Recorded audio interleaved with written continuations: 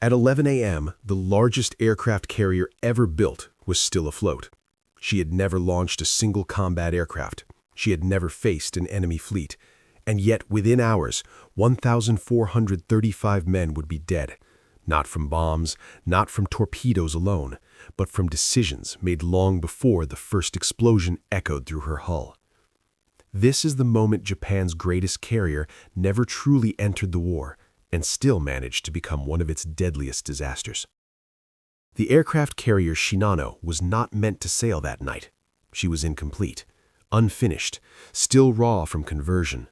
Originally laid down as a super battleship, Shinano had been redesigned in secrecy after earlier carrier losses shocked the Imperial Japanese Navy. Her purpose was not to fight on the front line, but to support, repairing aircraft, resupplying fuel, acting as an invulnerable backbone of carrier warfare. At least, that was the theory. In reality, Shinano was rushed. Her watertight compartments had not been fully tested. Many internal doors were unsealed. Damage control systems were incomplete. Civilian shipyard workers were still aboard during final preparations. But Japan was running out of time. American submarines were tightening their grip on sea lanes. Air superiority was slipping away. Delays were no longer acceptable. So orders were given, quietly, urgently, to move Shinano from Yokosuka to Kure under cover of darkness. She would sail before she was ready. On the night of November 28, 1944, Shinano slipped into the sea, escorted by destroyers. Her crew numbered in the thousands, many inexperienced, many newly assigned, few familiar with the ship's massive internal layout. Below decks, machinery hummed unevenly. Some compartments leaked already. Nothing alarming, nothing reported. The assumption was simple: nothing would happen. That assumption lasted only a few hours. In the darkness of the Pacific, an American submarine tracked her silently. The carrier's massive silhouette was impossible to miss. Her speed fluctuated. Her escorts zigzagged poorly.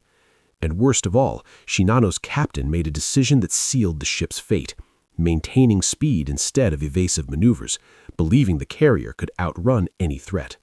She could not. Shortly before dawn, torpedoes struck her starboard side. They did not hit magazines. They did not ignite aviation fuel. They did something far more dangerous. They compromised structure. Water poured into compartments that should have been sealed, but weren't. Bulkheads designed to hold failed under pressure.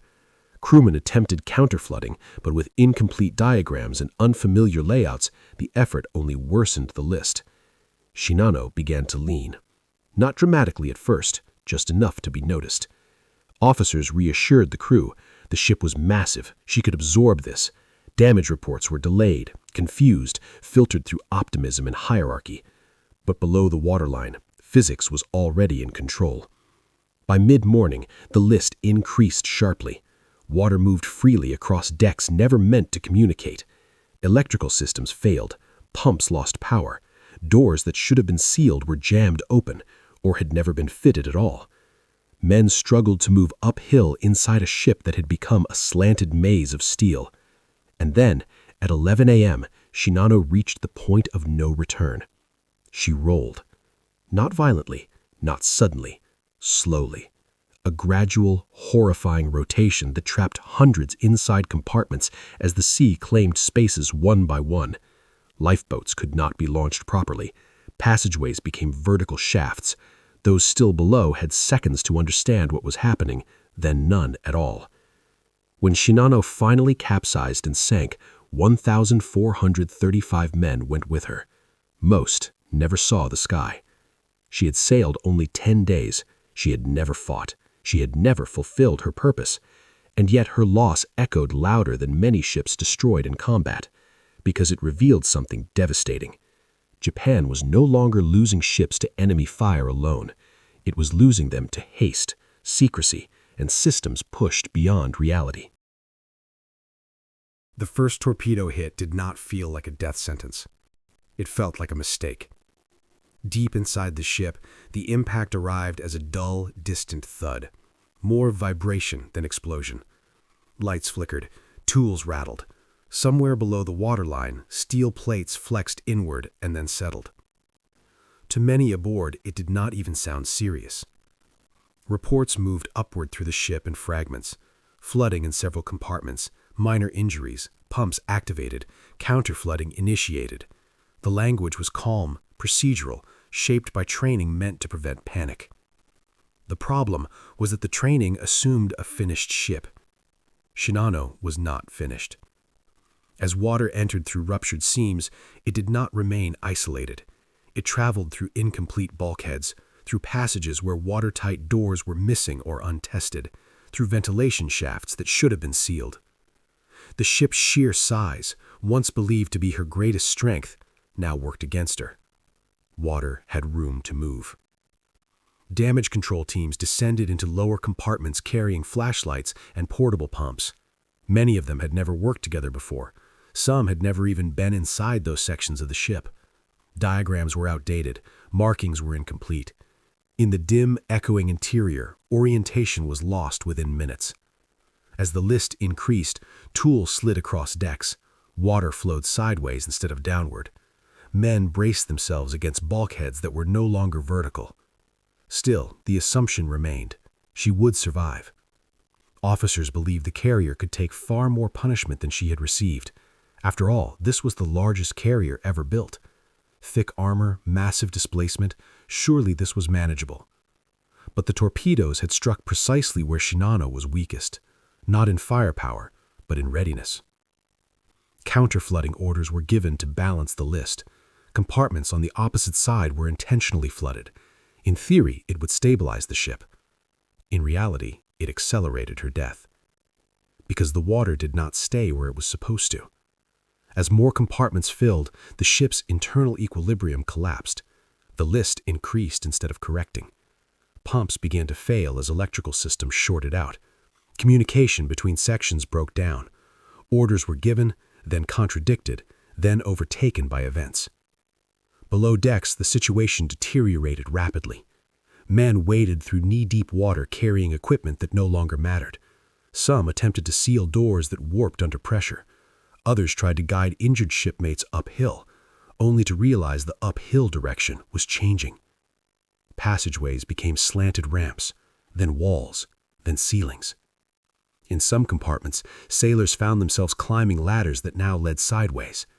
In others, they were forced to abandon wounded men because there was simply no way to carry them through narrowing angles and rising water.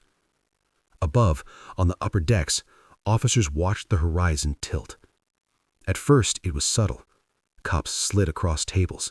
Railings felt wrong under the hand. Then it became undeniable. The deck was no longer level. The sea seemed closer on one side than the other. Destroyer escorts circled helplessly. They had been trained to fight enemies, not physics. There was no threat to shoot at, no damage to counter with fire. Only a ship slowly losing its argument with gravity. Attempts were made to tow her. Lines were prepared. Orders were shouted across the water. But the list increased again. Inside the carrier, panic finally arrived. Not as screaming, but as realization. Men understood they were running out of time. Those near exits rushed upward. Those deep inside ran until corridors ended in water. Some attempted to cut through steel with tools never meant for rescue.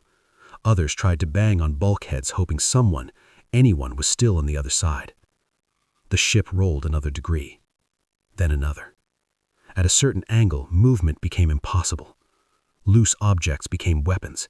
Heavy equipment broke free and crushed anything in its path. Water surged violently through spaces that had once been dry minutes earlier.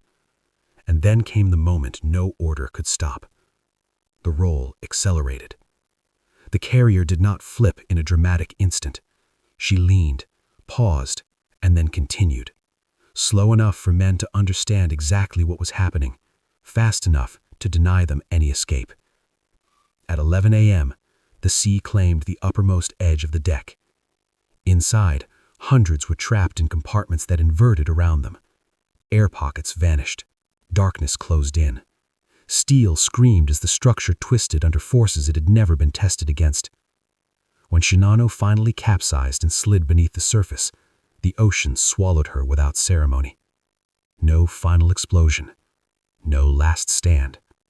just water filling the space where a ship had been. Those on the destroyers watched in silence as debris surfaced, wood, equipment, bodies, marking the place where the largest carrier ever built had existed moments before. The war did not pause, but something had broken. Not just a ship, a belief. When the water finally closed over the last visible section of the ship, silence followed. Not relief, not closure, just silence. For the men in the water, survival became a matter of minutes. Oil spread across the surface in thick, choking layers. Debris floated everywhere, planks, crates, shattered equipment, turning the sea into an obstacle course of sharp edges and exhaustion. Some sailors clung to wreckage, others held on to each other. Many had been injured during the roll and could barely stay afloat. The destroyers moved in cautiously. Their crews pulled men from the water one by one, hands slipping on oil-slicked uniforms, bodies heavier than expected. Some survivors were conscious but silent, staring past their rescuers. Others screamed names that would never be answered. By the time the last search ended, 1,435 men were gone. No enemy ships had been present. No aerial attack followed. The loss was absolute and deeply embarrassing. Within hours, reports began moving up the chain of command. The language changed immediately. Phrases like unexpected flooding patterns and structural vulnerabilities replaced the blunt reality. Responsibility dissolved into technical explanations. The ship, it was said, had not been fully tested. The crew had not been fully trained. The circumstances had been unfortunate. What was not emphasized was how avoidable much of it had been. Survivors spoke quietly among themselves. They talked about doors that never sealed, compartments that should have held but didn't, orders that arrived too late or contradicted one another. They remembered how confidence lingered far longer than it should have, and how disbelief delayed evacuation until escape routes were already unusable. Some recalled officers insisting the ship could not sink. Those words stayed with them. Officially, the loss was classified. Details were restricted. The scale of the disaster was minimized in public records. In a war already collapsing, there was no appetite for acknowledging that the largest carrier ever built had been lost without firing a shot. Families received notices that explained very little. Many never learned how their sons died, only that they had not returned. Inside the Navy, lessons were quietly absorbed. Damage control doctrines were rewritten. Construction standards were reconsidered. But these changes came too late to matter for the war itself. The age of giant carriers built in secrecy and rushed into service was ending. For the survivors, the war did not end with victory or surrender. It ended in a slow, bitter realization that size, armor, and ambition mean nothing if readiness is sacrificed. That a ship can be defeated without an enemy present, and that sometimes the most dangerous moment is not the attack, but the assumption that nothing can go wrong. After the war, the ocean kept its silence. There were no public investigations, no memorial ceremonies broadcast to the nation, no reckoning that matched the scale of what had been lost. The records surrounding Shinano were sealed almost immediately. Technical reports were classified. Survivor testimonies were archived and then forgotten. In official histories, the ship appeared briefly, often reduced to a paragraph, sometimes a footnote. The logic was simple. Acknowledging the full truth would raise questions no one wanted to answer. Why was an unfinished ship sent to sea? Why were warnings ignored? Why did confidence override procedure? In the post-war years, the Navy focused on rebuilding its image, not reopening wounds. Attention shifted toward reconstruction, toward alliances, toward a future where technology, not human error, would be blamed when things went wrong. For the survivors, silence became policy. Many were discouraged from speaking openly, others chose not to. Some believed no one would listen. Some believed the story would dishonor the dead rather than honor them. Over time, memories faded or were buried under newer wars, newer tragedies, newer heroes. But silence has a cost. As decades passed, the loss of Shinano became distorted. Myths replaced analysis. Some claim she was sunk by overwhelming enemy brilliance. Others exaggerated her invincibility to make the loss seem inevitable.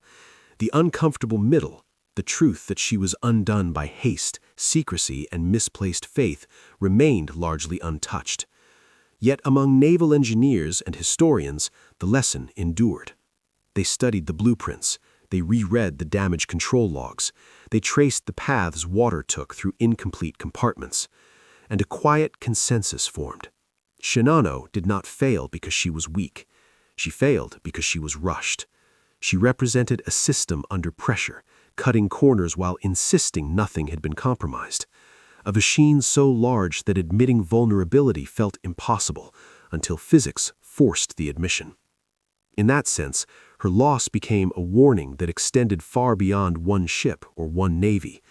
It showed how institutions behave when urgency replaces judgment, how authority resists bad news, how disasters are rarely caused by a single decision, but by a chain of small compromises, each justified in the moment.